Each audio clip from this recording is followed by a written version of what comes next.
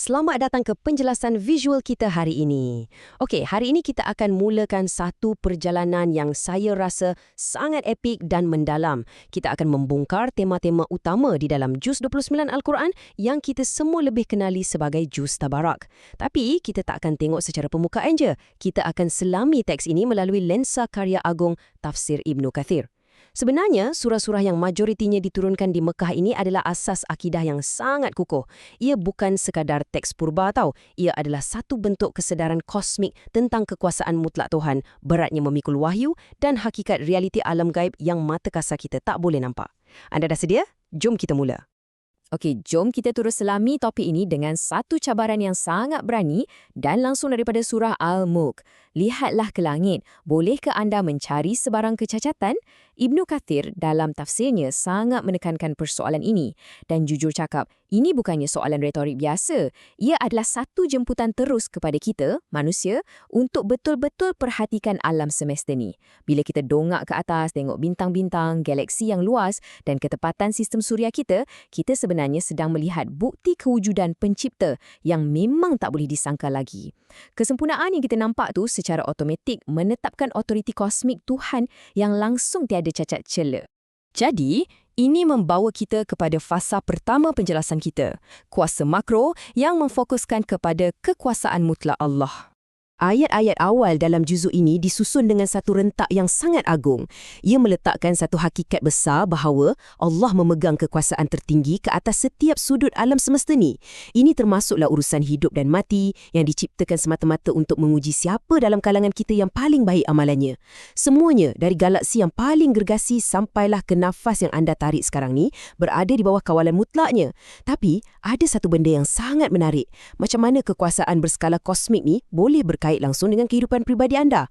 Ibnu Kathir ada bawakan satu fakta praktikal yang agak mengejutkan melalui sebuah hadis sahih. Beliau menjelaskan bahawa surah Al-Mulk ini, kalau kita baca setiap malam, ia akan bertindak sebagai perisai pelindung daripada azab kubur. Bayangkan macam ni, teks yang menceritakan tentang kehebatan alam semesta yang infinite ini, pada masa yang sama fungsi sebagai pelindung pribadi anda di alam barzah nanti.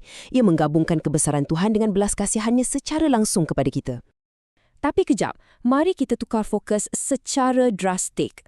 Daripada skala kosmik yang maha luas, kita masuk ke bab 2, realiti mikro, tentang beratnya beban wahyu. Bayangkan seorang lelaki yang menggigil ketakutan berselimut sebab baru saja menerima firman yang cukup berat untuk menggegarkan gunung ganang. Fokus kita sekarang beralih kepada realiti fizikal dan emosi Nabi Muhammad SAW ketika mula-mula memikul amanah ini seperti yang diceritakan dalam surah Al-Muzammil dan Al-Muddathir. Dan ini dengan cemerlangnya menggambarkan urutan logik macam mana misi kenabian tu digerakkan. Mula-mula, baginda diperintahkan untuk bangun di pertengahan malam untuk solat tahajud. Kenapa waktu malam?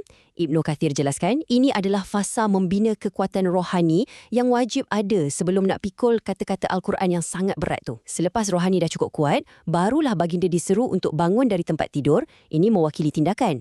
Dan langkah ketiga, pergi beri amaran kepada umat manusia. Itulah bermulanya misi dakwah. Ia adalah satu anjakan yang sangat dramatik. Dari kesunyian malam terus masuk ke tengah-tengah hiruk pikuk masyarakat Mekah.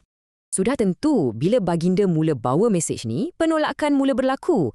Dalam surah Al-Qalam, kita nampak kaum Quraisy mula lempar macam-macam tuduhan sampai tuduh baginda ni gila. Di sinilah Ibnu Kathir menonjolkan satu perkara yang sangat indah. Tuhan sendiri yang turun membela pribadi Nabi. Dan pembelaan ni bukan biasa-biasa tau. Ia bermula dengan satu sumpah ilahi demi pena dan apa yang ditulis oleh para malaikat. Pena di sini melambangkan ilmu, kebenaran yang abadi dan ketentuan Tuhan.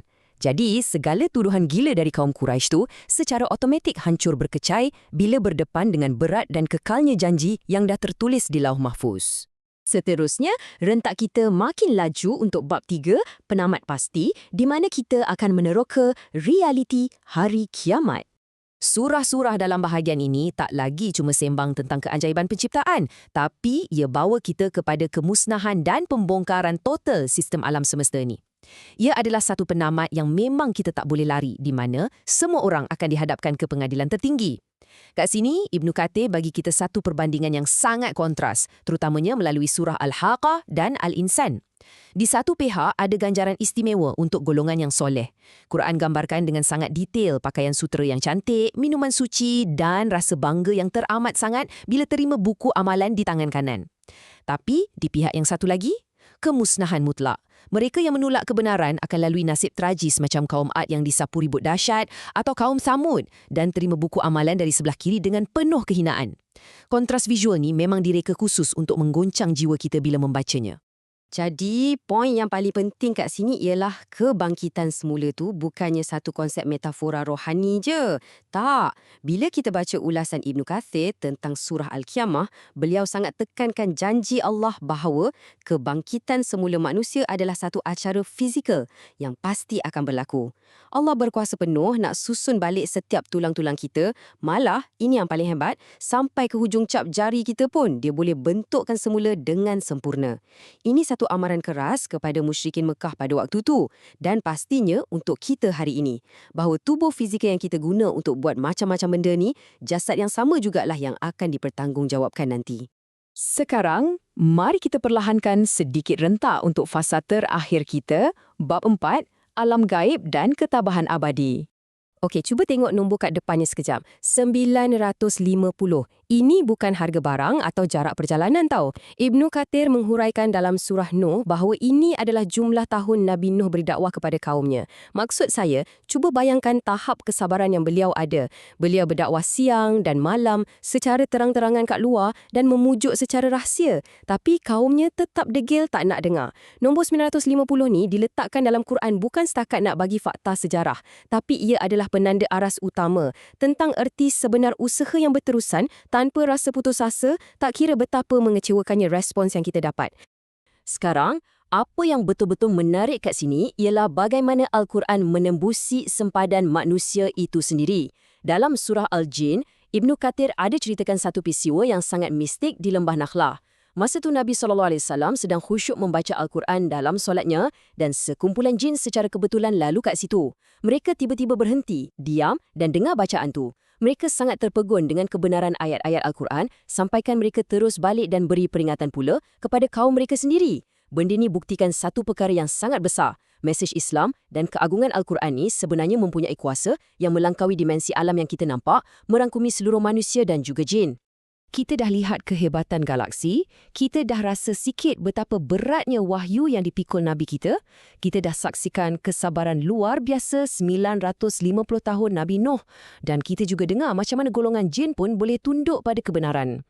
Sebenarnya, Juz 29 menyatukan semua kisah dan tema ini untuk satu tujuan yang sangat jelas, untuk sediakan kita menghadapi hari kiamat yang tak dapat dielakkan.